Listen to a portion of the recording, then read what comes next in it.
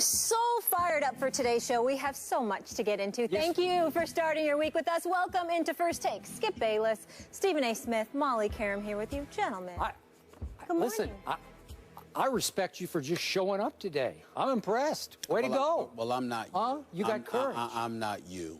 I get my comeuppance today. This was not a good weekend for me. So I have to come in here and eat crow on several.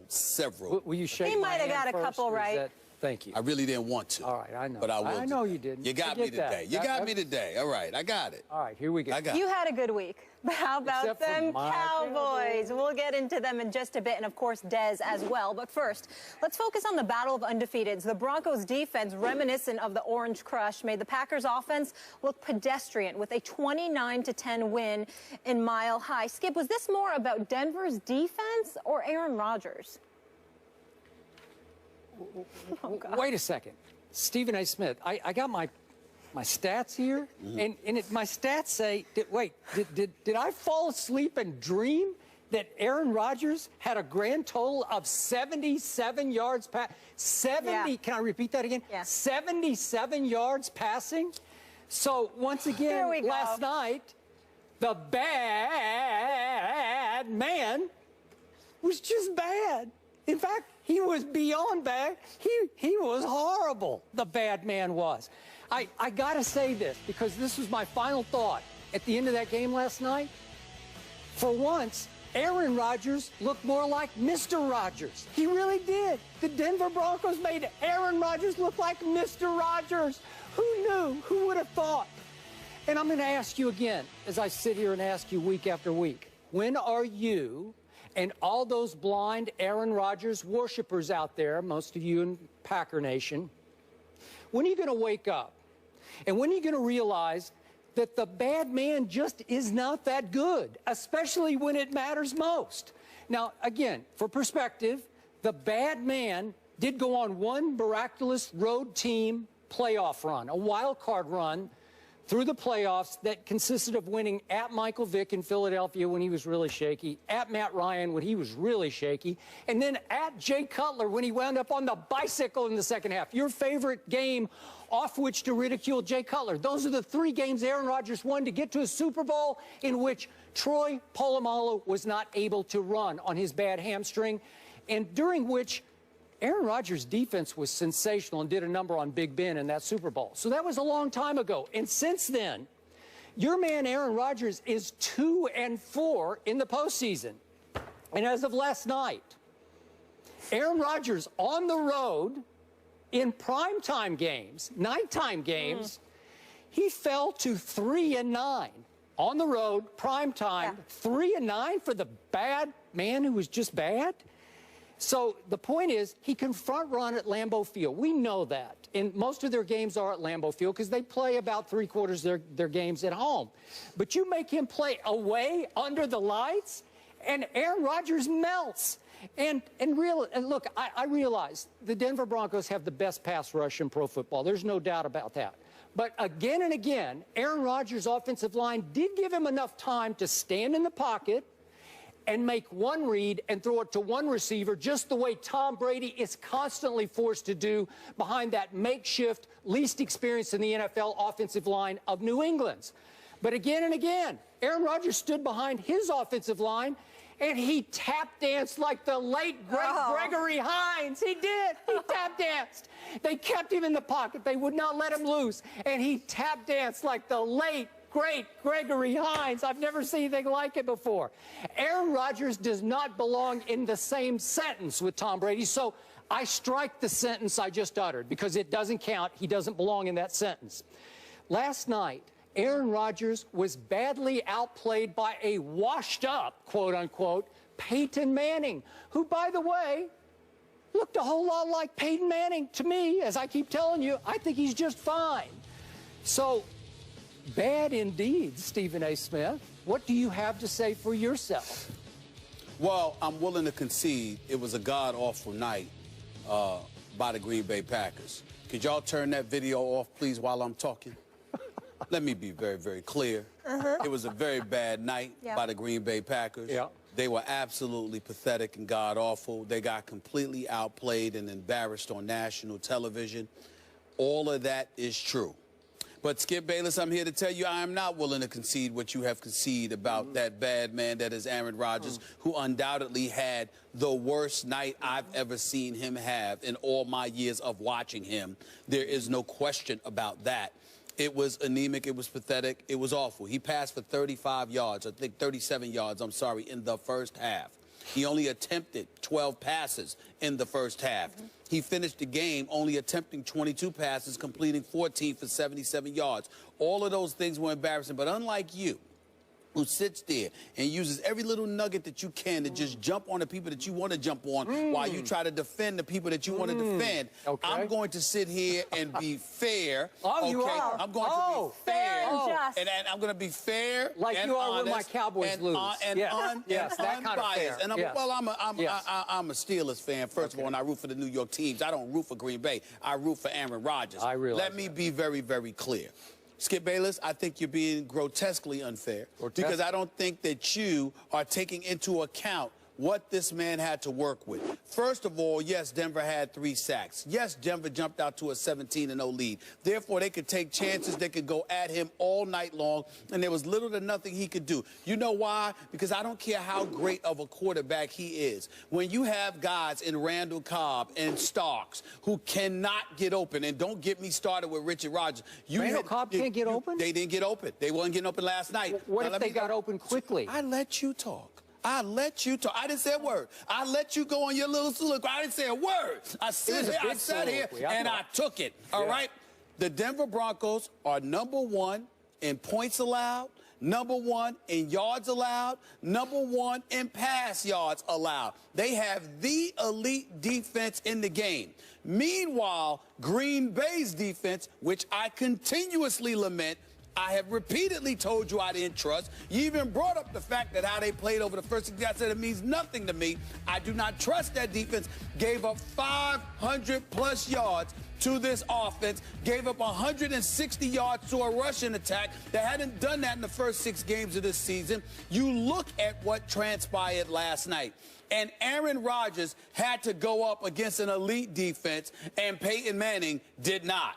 Aaron Rodgers had guys who could not get open. He was back there, he was scrambling in the pocket, running for his life, and guys still couldn't get open, even after he created time and space for them to do it. So in the end, all I learned from last night, regardless of what you want to say about Aaron Rodgers, all I learned last night is the absence of Jordy Nelson, what that means to this team, the fact that he doesn't have enough weapons, the fact that their defense isn't much to brag about by any stretch of the imagination. You combine all of that with the IQ of a Peyton Manning, a running game that showed up against that suspect defense, a secondary which, by the way, is unquestionably the best in the NFL right now. We've been talking about the New York Jets. We'll get into them a little bit later on in the show. But the bottom line is Aqib Talib and Chris Harris together.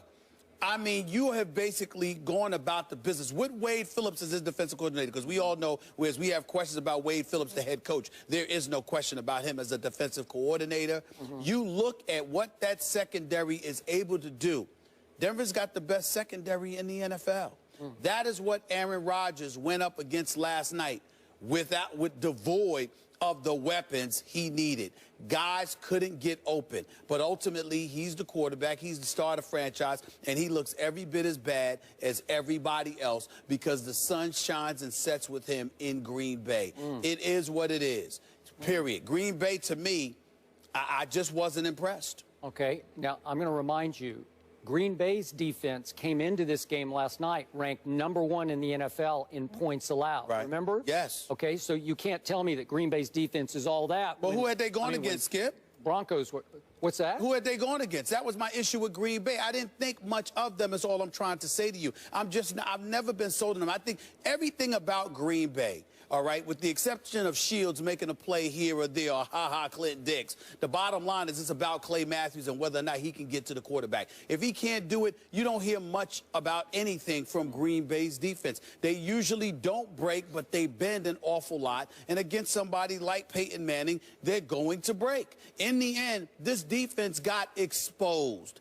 big time. That's what happened last night more than anything. The offense, look, man, you've got a guy in Starks, for example. You just look at him. I'm sorry, Joe. You just look at these guys.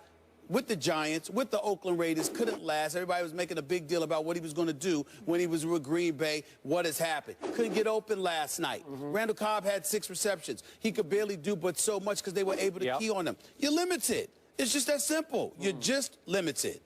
So I remind you, James Jones came into this game leading the NFL in touchdown catches. I understand. Am I right about that? I understand. And I'm not sure what happened last night, but... What do you mean you're not sure? He caught one ball for 2 yards. Wait a minute. Don't lie to the American public. Okay, you know too much football not to know what happened to them defensively. You cannot give this quarterback a pass for what happened. Again and again, he had a first look. He had time. But the point was that the bully got bullied because at home, Aaron Rodgers front runs on everybody. And if you do let him get out of the pocket, he will run it down your throat and throw it down your throat. But they kept him in the pocket. They made him take a first look, and he choked. He's like, you know, double clutching because he's not Tom Brady. Tom Brady gets rid of it in 2.5 seconds every play. He picks out a receiver that's going to be open before the snap, and he says, boom. And all I'm saying, boom. and all I'm saying to you is the operative phrase there is who are going to get open. There was nobody open for Green Bay last night. That's what I'm trying to say. Are you trying to tell me, because I know how meticulous you watch football games, but I also know how duplicitous you can be because you'll say what you want to say to make your point, and you'll ignore other facts. You're trying to tell me you saw Green Bay Packers receivers open? Did you see receivers open last night? Did you see receivers open? Yes, I saw Randall Cobb finally catch a ball and look up like, I've been open. Like he's looking around like, I've been open. Find me. I've been open. Aaron. I've been open. Mr. Rogers. Against Akeem Talib and Chris Harris. Really? You sure about that? You know better. You know better. You know there was nobody open. I cannot wait for November 29th when Tom Brady visits that same stadium that we were watching in last night.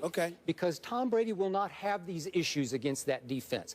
I'm not saying he'll pick it to pieces, but trust me, I'll bet you right now, Tom Brady throws for more than 77 yards. We're going to discuss that one later. We will discuss it later, but Tom Brady will have 77 yards in warm-ups, in pregame warm-ups. He will have 77. I would like to remind you, he does have somebody by the name of Rob Gronkowski. And when you have the best tight end in football who forces you to suffocate the middle to some degree, and you can't cheat on the outside the way you can against most teams, that does go a mighty long way. And I'm not taking away anything from Amendola or Julian Edelman because I know that they played effectively with Tom Brady as their quarterback. What I'm saying to you is this.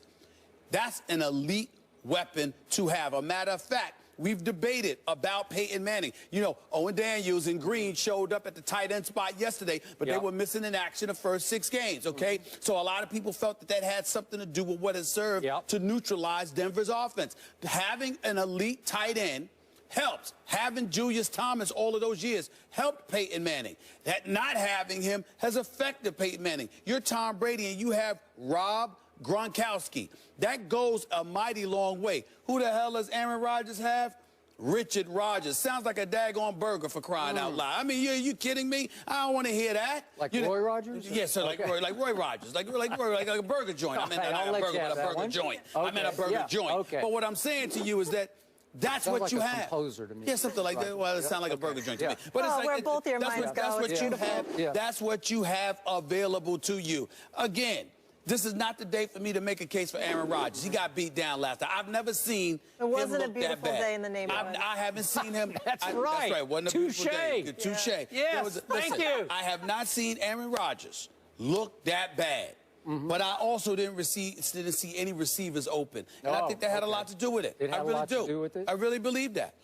Yeah, and Tom Brady has who to get deep? Who's their deep? Wait a minute, wait.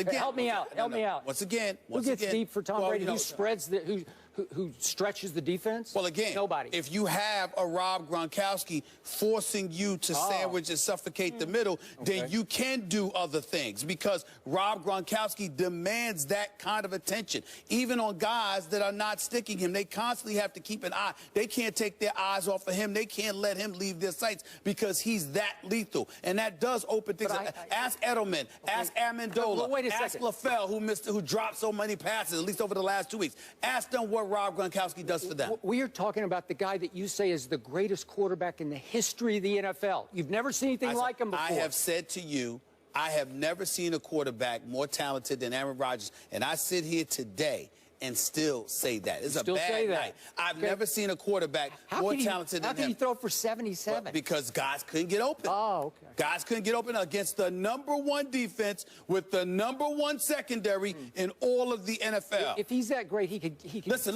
You have said Aqib Talib is great during the regular season. You worry about his durability and his reliability come postseason time. You've praised Chris Harris. We know how elite those dudes are. With the TJ Ward and the rest of the crew up in there, look, they can ball, man. Their defense is no joke. And now that they've got Wade Phillips, that helps even more. I mean, Gary Kubiak's got to be the luckiest man on the planet. Mediocrity in Houston, coaching the team, and you land in Denver with that. I mean, it's unbelievable. Yeah, listen, only in America, but it is what it is. Okay. Aaron Rodgers got beat down last night. Last 2 quick points. Period. Tom Brady throws open his receivers. That's what Aaron Rodgers should have done last night.